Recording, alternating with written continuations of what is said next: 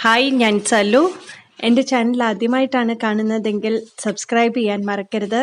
തൊട്ടടുത്ത് കാണുന്ന ബെല്ലൈക്കണും കൂടെ എനേബിൾ ചെയ്യുക. ഇന്നത്തെ വീഡിയോയിൽ ഉൾപ്പെടുത്തിയിരിക്കുന്നത് നിങ്ങളിൽ ഒരുപാട് പേര് കമൻറ്റ് ബോക്സിലൂടെ ഒരുപാട് സംശയങ്ങൾ ചോദിച്ചിട്ടുണ്ടായിരുന്നു. ആ സംശയങ്ങൾക്കുള്ള മറുപടിയാണ് ഇന്നത്തെ വീഡിയോയിൽ പറയുന്നത്. കഴിഞ്ഞ ദിവസം നമ്മൾ ചൈനീസ് ബോൾസത്തിൻ്റെ കെയർ കാണിച്ചു, അതുപോലെ തന്നെ എൻ്റെ ഫെർട്ടിലൈസർ എന്തൊക്കെയാണ് ഉപയോഗിക്കേണ്ടതെന്ന് കാണിച്ചു. പക്ഷേ അതിൻ്റെ അകത്തൊരു നടുന്ന രീതി എങ്ങനെയാണെന്ന് കാണിക്കുന്നത് വിട്ടുപോയായിരുന്നു. അപ്പം ഈ വീഡിയോയുടെ കൂടെ തന്നെ അതിൻ്റെ ഒരു ചെറിയ പാർട്ടും കൂടെ കാണിക്കുന്നതാണ്. അപ്പം എല്ലാവരും ഈ വീഡിയോയുടെ അവസാനം വരെ കാണാൻ ശ്രമിക്കുക. ഇന്നത്തെ വീഡിയോയിൽ കൂടുതലായിട്ടും ഉൾപ്പെടുത്തിയിരിക്കുന്നത് ഫെർട്ടിലൈസർ, ഏതെല്ലാം തരത്തിലെ ഫെർട്ടിലൈസറാണ് ജാൻസി മാഡം ഉപയോഗിക്കുന്നത്. ജാൻസി മാഡത്തിൻ്റെ ഗാർഡനാണ് ഈ കാണുന്നതെല്ലാം. അപ്പം മാഡം എങ്ങനെയാണ് ഇത്രയും പൂക്കളൊക്കെ ഇട്ട് മനോഹരമായിട്ട് ഗാർഡൻ വളർത്തിയെടുത്തിരിക്കുന്നത് എന്ന് കാണാം. അപ്പം സാധാരണ കമൻറ്റ് ബോക്സിൽ കൂടുതലും ചോദിക്കുന്നത് ഫെർട്ടിലൈസറിനെ പറ്റിയാണ്. അതുകൊണ്ടാണ് ഇങ്ങനെ ഒരു വീഡിയോ ഇടുന്നത്. ജാൻസി മാഡം ബോൾസം നടുന്ന രീതി എങ്ങനെയാണെന്ന് കാണിച്ചു തരും, ഒന്ന് കണ്ടു നോക്കാം. നമ്മൾ കട്ട് ചെയ്തെടുത്ത ചൈനീസ് ബൾസിൻ്റെ കമ്പ് നടാനായിട്ടുള്ള ഒരു കവറാണിത്.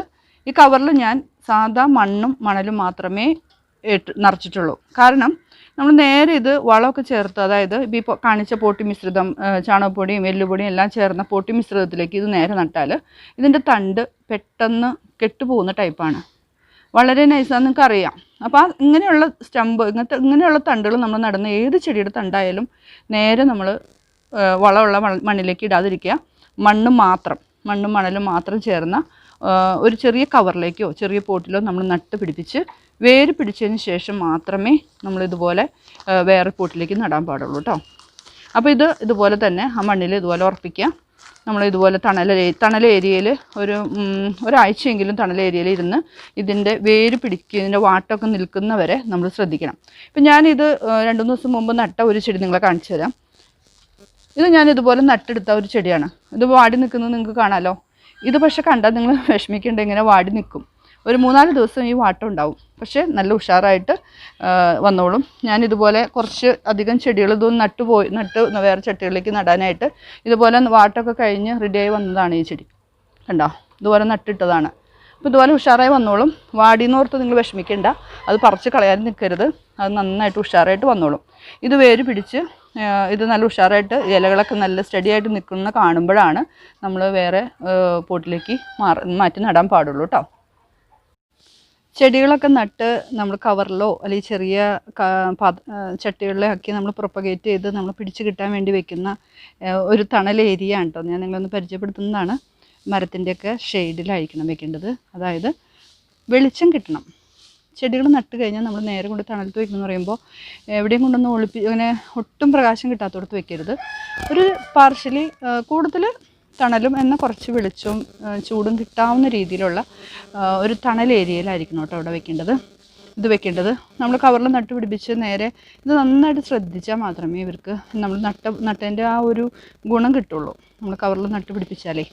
അല്ലെങ്കിൽ ചട്ടിയിലായാലും നമ്മൾ വെക്കുകയാണെങ്കിൽ കുറച്ച് ദിവസം ഇതുപോലെയുള്ള മരത്തിൻ്റെയൊക്കെ ഷെയ്ഡിൽ വെക്കുകയാണെങ്കിൽ നന്നായിരിക്കും. ഇപ്പോൾ ഈ ആന്തൂറിയൊക്കെ അങ്ങനെ മരത്തിൻ്റെ ഷെയ്ഡിലാണ് ഞാൻ വെച്ചിരിക്കുന്നത്, പാർഷ്യലി, അതായത് പകുതി വെയിലും പകുതി തണലും കിട്ടാവുന്ന രീതിയിൽ. ഇപ്പോൾ ഈ ചൈനീസ് ബാൾസും അതുപോലെ തന്നെയാണ് നമ്മൾ വെക്കേണ്ടത്. ഒരു കാരണവശാലും ഡയറക്റ്റ് സൺലൈറ്റ് കിട്ടുന്നിടത്ത് വെക്കാതിരിക്കാൻ ശ്രമിക്കുക. അതുപോലെ വെളിച്ചം കിട്ടാത്ത സ്ഥലത്ത് വെച്ചാൽ പെട്ടെന്ന് അത് ചീഞ്ഞു പോകും. നമ്മുടെയൊക്കെ വീടിൻ്റെ സൺഷെയ്ഡ് അങ്ങനെയാണല്ലോ. കൂടുതലും മഴയൊന്നും നനയാതെ ഇരിക്കുകയാണെങ്കിൽ ഒത്തിരി പൂക്കളുണ്ടാവും. അപ്പം ഞാനിപ്പോൾ എൻ്റെ ചെടികൾക്ക് പല വീഡിയോകളിലും ഞാൻ ചെയ്യുന്ന വളപ്രയോഗ രീതി, അതിന് കൊടുക്കുന്ന സ്പ്രേ ചെയ്ത് കൊടുക്കുന്ന കാര്യങ്ങളൊക്കെ ഞാൻ പറഞ്ഞിട്ടുണ്ടെങ്കിലും ഇപ്പോഴും പലരും കമൻറ്റ് ബോക്സിൽ അതെന്ത് വളമാണ്, അതെങ്ങനെയാണ്, അതെവിടെ നിന്നാണ് കിട്ടുന്നതെന്നൊക്കെ ചോദിച്ചു. അപ്പോൾ ഞാൻ കൂടുതലും വാങ്ങുന്നത് നഴ്സറികളിൽ നിന്നും അതുപോലെ നമ്മുടെ വളങ്ങളൊക്കെ കിട്ടുന്ന ഫെർട്ടിലൈസറിൻ്റെ കടയുണ്ടല്ലോ, എല്ലുപൊടിയും ഇതൊക്കെ വാങ്ങാൻ കിട്ടുന്ന കടകളുണ്ട്. എല്ലാ ടൗണുകളിലും ഉണ്ടാവും. അവിടെയുള്ള കടകളിൽ ഇപ്പോൾ ഇത് ഒത്തിരി അവൈലബിൾ ആണ്. അപ്പോൾ ഞാൻ എല്ലാത്തിനും ചെയ്യുന്ന അടിവളമായിട്ട് കൂടുതലും സ്പ്രേ ചെയ്ത് ഒഴിച്ചു കൊടുക്കുന്ന 19-19 നിങ്ങൾ ഇതിനു മുമ്പ് പരിചയപ്പെടുത്തിയിട്ടുണ്ട്. ഇതാണ് NPK വളം, നൈട്രജൻ ഫോസ്ഫറസ് പൊട്ടാസ്യത്തിൻ്റെ മിശ്രിതമാണ്. ഇത് 19-19 തന്നെ വേണമെന്നൊന്നുമില്ല കേട്ടോ. 20 ഇറങ്ങുന്നുണ്ട്, 10-18 ഇറങ്ങുന്നുണ്ട്. അപ്പോൾ അതിൻ്റെ റേഷ്യോ, അതിൻ്റെ സ്ട്രോങ് അനുസരിച്ചിട്ടായിരിക്കണം വെള്ളത്തിൽ ഡൈല്യൂട്ട് ചെയ്ത് നിങ്ങൾ ഒഴിച്ച് കൊടുക്കേണ്ടത് കേട്ടോ. അത് ശ്രദ്ധിക്കാം. അപ്പോൾ ഇതിന് നോക്കിയാൽ അറിയാം, ഇതിൻ്റെ വില 92 രൂപ, അതൊരു കിലോ. ഇത് വാങ്ങിച്ചിട്ട് 6 മാസം, കുറച്ച് നാളായി. അപ്പോൾ നിങ്ങൾ വാങ്ങുമ്പോൾ പറയും, അയ്യോ ഇത് ക്രിസ്റ്റൽ രൂപത്തിൽ പഞ്ചസാര തരി പോലെയാണ് ഇരിക്കുന്നത്, അയ്യോ ഞങ്ങൾക്ക് കിട്ടിയത് ഉണ്ടമണി പോലെ ആയിട്ടുള്ളൊരു ഇതാണെന്ന് പറഞ്ഞു. അത് ശരിയാണ്. പല കമ്പനിക്കാർ പല രീതിയിലുള്ളതാണ് ഇറക്കുന്നത്. അപ്പോൾ അതിൻ്റെ ഗുണം ഇത് തന്നെയാണ്. നൈട്രജനും ഫോസ്ഫറസും പൊട്ടാസ്യമൊക്കെ അടങ്ങിയ അതിൻ്റെ നമ്മുടെ ചെടികൾക്ക് വേണ്ട മൂലകങ്ങളാണത്. അപ്പോൾ അത് ഏതായാലും കുഴപ്പമില്ല കേട്ടോ. അപ്പോൾ ഇത് NPK വളം 19-19 അതാണ് ഞാൻ കോമൺ ആയിട്ട് ചെടികൾക്ക് കൊടുക്കുന്ന അടിവളം. പിന്നെ ഞാൻ കൂടുതലും ചെയ്യുന്നത്, വർഷങ്ങളായിട്ട് ഞാനൊരു ചെടി കൂടുതൽ ശ്രദ്ധിക്കാൻ തുടങ്ങിയിട്ട് 20 കൊല്ലത്തിലധികമായി. ഈ 20 വർഷമായിട്ടും എൻ്റെ പൂന്തോട്ടത്തിൽ ഞാൻ ഉപയോഗിക്കുന്ന ഗ്രീൻ കെയർ ആണിത്. എൻ്റെ കയ്യിൽ എപ്പോഴും ഇത് സ്റ്റോക്ക് ഉണ്ടാവും. ഇത് വളർച്ചയ്ക്കുണ്ട്, അതുപോലെ പൂവിടാനുമുണ്ട്.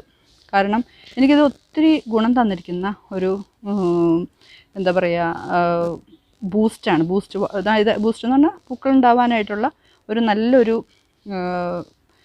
സ്പ്രെയർ ഇതാണ്, തളിച്ചു കൊടുക്കുന്നൊരു മരുന്നാണിത്. അപ്പോൾ ഇത് നമ്മൾക്ക് വലിയ വിലയൊന്നുമില്ല, നോക്കിയാൽ അറിയാം, 125 രൂപയേ ഉള്ളൂ. ഇത് ഞാൻ ഇപ്പോൾ വാങ്ങിച്ചാലും 1-2 പാക്കറ്റ് ടിന്ന് വാങ്ങും കേട്ടോ. അപ്പോൾ ഇതിനകത്ത് ഇതുപോലെ പഞ്ചസാര തരി പോലെ തന്നെയുള്ള ഒരു ഇതാണ്. ഞാൻ തുറന്ന് നോക്കട്ടെ കേട്ടോ, തുറക്കാൻ പറ്റുമെന്ന് നോക്കട്ടെ, തുറന്ന് നിങ്ങളൊന്ന് കാണിച്ചു തരാം. ഇത് കൂടുതലും നമ്മൾ ശ്രദ്ധിക്കേണ്ടതേ, ഞാനൊക്കെ ശ്രദ്ധിക്കാതെ ചിലപ്പോഴൊക്കെ ഇത് വേണ്ടത് ഇതുപോലെ ഇരിക്കണം കേട്ടോ. അതൊരു കവറിൽ വേറെ 2 ടൈപ്പായിട്ട് വരും. അത് 2 ഉള്ളത് നിങ്ങൾ പേടിക്കേണ്ട, അതൊന്ന് വളർച്ചയ്ക്കുള്ളതും ഒന്ന് പൂടാനുള്ളതാണ്. അപ്പോൾ അതിനകത്ത് വെച്ചിരിക്കുന്ന ആ സ്പൂൺ ഉപയോഗിച്ച് നമ്മൾ അതിൻ്റെ അളവനുസരിച്ച് വെള്ളത്തിൽ ഡൈലൂട്ട് ചെയ്ത് കൊടുക്കുക. അതാണ് ഗ്രീൻ കെയർ ഒരു ഞാൻ പൂവിടാനായിട്ട് കൊടുക്കുന്ന ഒരു ഇത്. അപ്പോൾ അതിൻ്റെ വില കണ്ടല്ലോ. പിന്നെ കൊടുക്കാൻ ഇപ്പം മിറക്കിൾ എന്ന് പറഞ്ഞൊരു പുതിയത് ഞാൻ ഇപ്പോൾ യൂസ് ചെയ്ത് തുടങ്ങിയിട്ടുള്ളൂ. ഇതും പൂക്കളുണ്ടാവാനായിട്ട് ഒത്തിരി നല്ലതാട്ടോ. ഇതെനിക്ക് എൻ്റെ ഒരു ഫ്രണ്ട് പറഞ്ഞു തന്നതാണ്. മിറക്കിൾ ഓർക്കിഡിനും ആന്തൂറിയത്തിന് അതുപോലെ എല്ലാ ചെടികൾക്കും ഇതും ഈ ഗ്രീൻ കെയർ പോലെ തന്നെ നമുക്ക് കൊടുക്കാവുന്നതുള്ളൂ. ഇതും നല്ലതാണ്. കിട്ടുന്നുണ്ടെങ്കിൽ നിങ്ങൾക്ക് അവൈലബിലിറ്റി ഏതാണെന്ന് വെച്ചാൽ ഇതിൽ രണ്ടിൽ ഏത് ഉപയോഗിച്ചാലും കുഴപ്പമില്ല. ഞാൻ കൂടുതലും ഉപയോഗിക്കുന്നത് ഗ്രീൻ കെയർ ആണ്. അതുപോലെ വേറൊരു പ്രശ്നം, നമ്മുടെ ചെടികൾക്ക് മുരടിപ്പ്, അതുപോലെ വെളുത്ത, ഇപ്പോൾ ഈ ചൈനീസ് ബാൾസത്തും നോക്കിയാൽ അറിയാം, ഇവർ വെളുത്ത ഇത് വന്നിട്ട് ഞാൻ നിങ്ങളെ കാണിക്കാൻ വേണ്ടി വെച്ചിരിക്കുന്നതാണ്. ഇത് മുരടിച്ചിട്ടുമുണ്ട്, നോക്കിയാൽ അറിയാം. നിങ്ങൾക്കും ഇത് പല ചെടികൾക്കും കണ്ടു കാണും. അപ്പോൾ ഞാനിപ്പോൾ എല്ലാ ചെടികൾക്കും മുരടിപ്പ് അല്ലെങ്കിൽ ഇങ്ങനത്തെ വെള്ളപ്പാറ്റ് പോകാൻ വേണ്ടിയിട്ട് ഫെർട്ടിലൈസർ വാങ്ങുന്ന കടയിൽ ചെന്ന് പരിചയമുള്ള ഒരാളുടെ അടുത്ത് ചോദിച്ചപ്പോൾ അവർ എനിക്ക് തന്ന ഒരു മരുന്നാണ് കേട്ടോ. ഇത് വലിയ സ്ട്രോങ് ഒന്നല്ല. ഇത് ഫെനാവൽ എന്ന് പറഞ്ഞിട്ടുള്ളൊരു 20 EC എന്ന് പറഞ്ഞ അതിൻ്റെ ശാസ്ത്രീയ അത് എഴുതിയിരിക്കുന്ന വേർഡ് അതാണ്, ഫെനാവൽ 20 EC.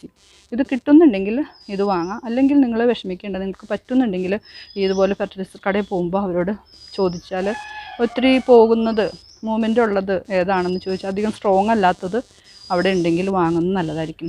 ഇത് നന്നായിട്ട് വെള്ളത്തിൽ ഡൈലൂട്ട് ചെയ്ത് ഇതിൻ്റെ കൂമ്പിന് തളിച്ചു കൊടുക്കാം. അപ്പോൾ ആ വെള്ളം ഞാൻ 10 മണിക്കൊക്കെ ഇത് വന്നതുകൊണ്ട് ഞാൻ വാങ്ങിച്ചതാണ്. 10 മണിയുടെയൊക്കെ പോയി. അപ്പോൾ ഞാനിതൊന്ന് വീഡിയോ എടുക്കാൻ വേണ്ടി മാത്രം നിങ്ങളൊന്ന് കാണിക്കാൻ വേണ്ടിയിട്ടാണ് ഇത് വെച്ചിരിക്കുന്നത് കേട്ടോ. അപ്പോൾ എല്ലാ ചെടികൾക്കും ഇത് ഉപയോഗിക്കാം മുരടിപ്പ് മാറാനായിട്ട്. അപ്പോൾ എൻ്റെ ടിപ്സ് ഞാൻ നിങ്ങൾക്കൊന്ന് ഷെയർ ചെയ്തെന്നുള്ളൂ. കഴിഞ്ഞ വീഡിയോ പെറ്റൂണിയുടെ ആയിരുന്നു. പെറ്റൂണിയ വീഡിയോ കണ്ടപ്പോൾ ഞാൻ കവറിൽ നട്ട ചെടിയാണതേ, നല്ല ഉഷാറായിട്ട് നിൽക്കുന്നുണ്ടോ? അത് ഉഷാറായിട്ട് നിൽക്കുന്നുണ്ട്.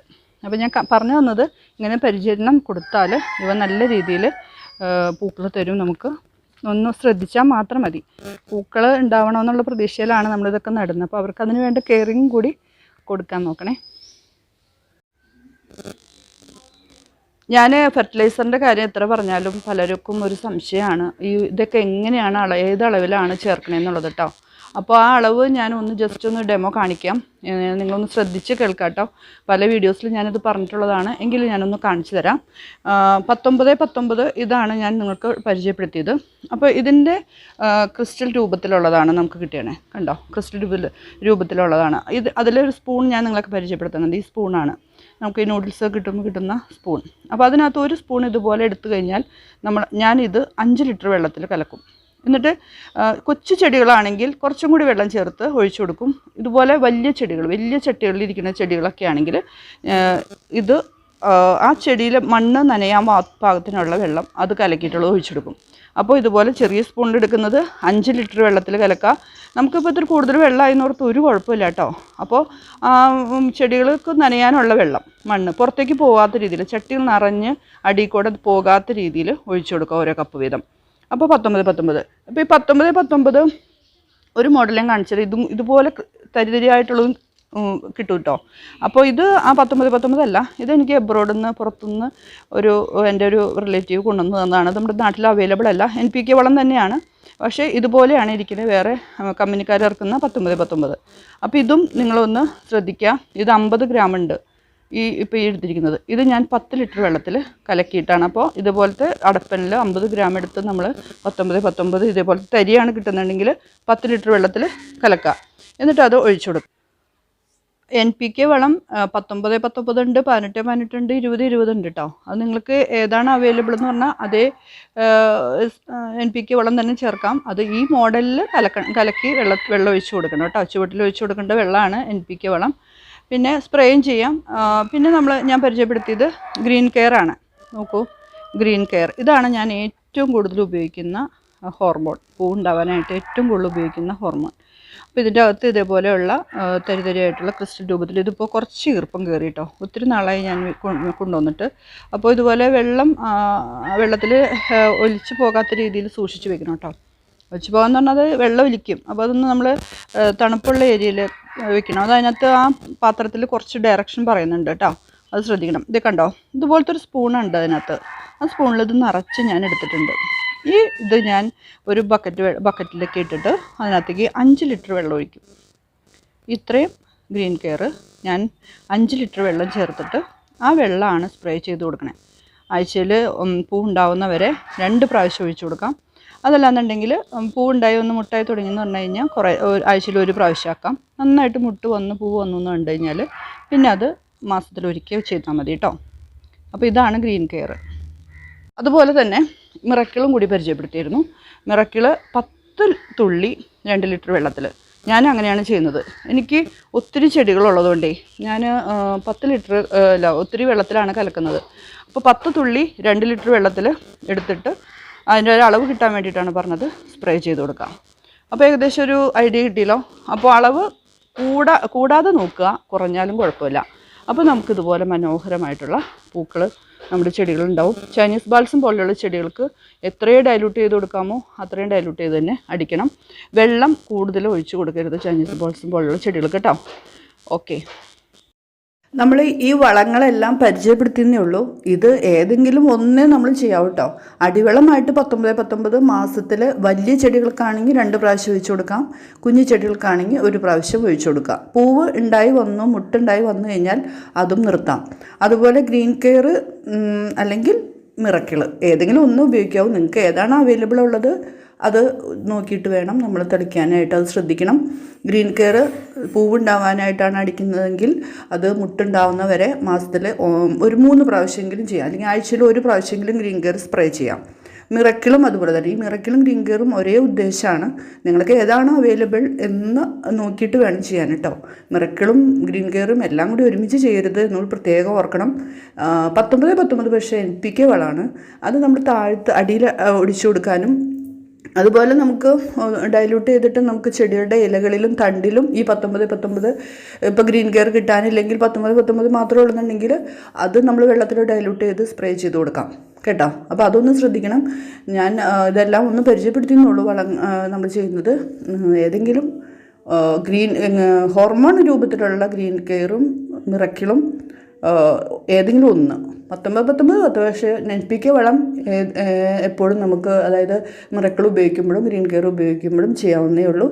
അപ്പോൾ ഒന്ന് ശ്രദ്ധിക്കാം. നമുക്ക് എന്താ പറയുക, 1 പ്രാവശ്യമൊക്കെ ചെയ്ത് 2 പ്രാവശ്യമൊക്കെ ചെയ്ത് വരുമ്പോൾ നമുക്ക് ഇതിൻ്റെ ഒരു നെയ്ക്ക് കിട്ടും. അപ്പോൾ പിന്നെ നമ്മൾ അതുപോലെ അങ്ങോട്ട് പോയിക്കോളും കേട്ടോ.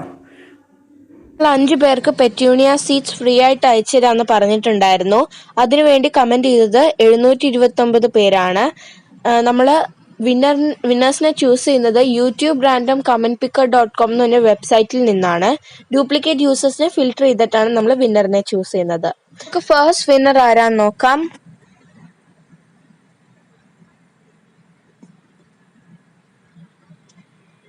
ഫസ്റ്റ് വിന്നർ കൊല്ലത്ത് നിന്ന് ദേവ് ആണ്.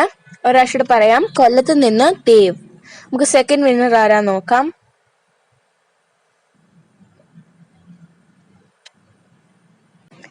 രണ്ടാമത്തെ വിന്നർ കാസർഗോഡ് നിന്ന് അഞ്ജു കെ ആണ്. കാസർഗോഡ് നിന്ന് അഞ്ജു കെ. നമുക്ക് മൂന്നാമത്തെ വിന്നർ ആരാ നോക്കാം.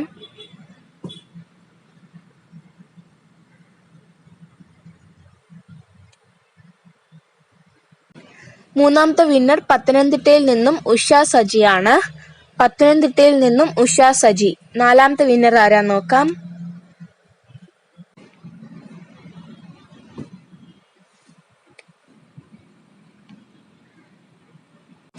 നാലാമത്തെ വിന്നർ കണ്ണൂരിൽ നിന്നും റഫ്നാസ് ആണ്. കണ്ണൂരിൽ നിന്നും റഫ്നാസ്.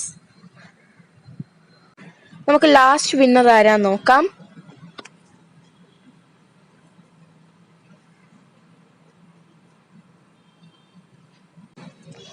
ലാസ്റ്റ് വിന്നർ ട്രിവാൻഡ്രത്ത് നിന്നും സന്ധ്യ ലക്ഷ്മിയാണ്. ട്രിവാൻഡ്രത്ത് നിന്നും സന്ധ്യ ലക്ഷ്മി. ഈ 5 വിന്നറും 24 hours ഫുൾ അഡ്രസ്സും കോണ്ടാക്ട് ഡീറ്റെയിൽസും ഈ വീഡിയോയുടെ കമൻറ്റ് ബോക്സിൽ ഒന്ന് അപ്ഡേറ്റ് ചെയ്യേണ്ടതാണ്. അല്ലാത്ത പക്ഷം നമ്മൾ വേറെ 2 വിന്നേഴ്സിനെ തിരഞ്ഞെടുക്കുന്നതായിരിക്കും. അപ്പോൾ congratulations to all winners. Thank you. Comment ബോക്സിൽ മെൻഷൻ ചെയ്തിരിക്കുന്ന പേരും സ്ഥലവുമാണ് നമ്മളിപ്പോൾ പറഞ്ഞത്. ഈ വിന്നേഴ്സായിട്ടുള്ള എല്ലാവരും എത്രയും പെട്ടെന്ന് ഈ ഒരു വീഡിയോയുടെ താഴെയായിട്ട് ഫുൾ അഡ്രസ്സും കോൺടാക്ട് ഡീറ്റെയിൽസും കൊടുക്കുക. ഇപ്പം കിട്ടാത്തവരാരും നിരാശപ്പെടേണ്ട. പെറ്റൂണിയ സീഡ്സ് കിട്ടുന്ന അനുസരിച്ച് ഇതുപോലെ തന്നെ വേറെ വീഡിയോയിലും പറയുന്നതായിരിക്കും. ആ ഒരു സമയത്ത് നിങ്ങളുടെ പേരും സ്ഥലവും ഒക്കെ മെൻഷൻ ചെയ്താൽ മതി. ഇനി അങ്ങോട്ടുള്ള വീഡിയോസിലെല്ലാം തന്നെ നമ്മൾ സീഡ്സ് കൊടുക്കുന്നുണ്ട്. അതുകൊണ്ട് സബ്സ്ക്രൈബ് ചെയ്ത കൂട്ടുകാർക്ക് മാത്രമേ കൊടുക്കാൻ സാധിക്കുള്ളൂ. സബ്സ്ക്രൈബ് ചെയ്യാത്തവർ ഇപ്പോൾ തന്നെ സബ്സ്ക്രൈബ് ചെയ്യുക. ബൈ.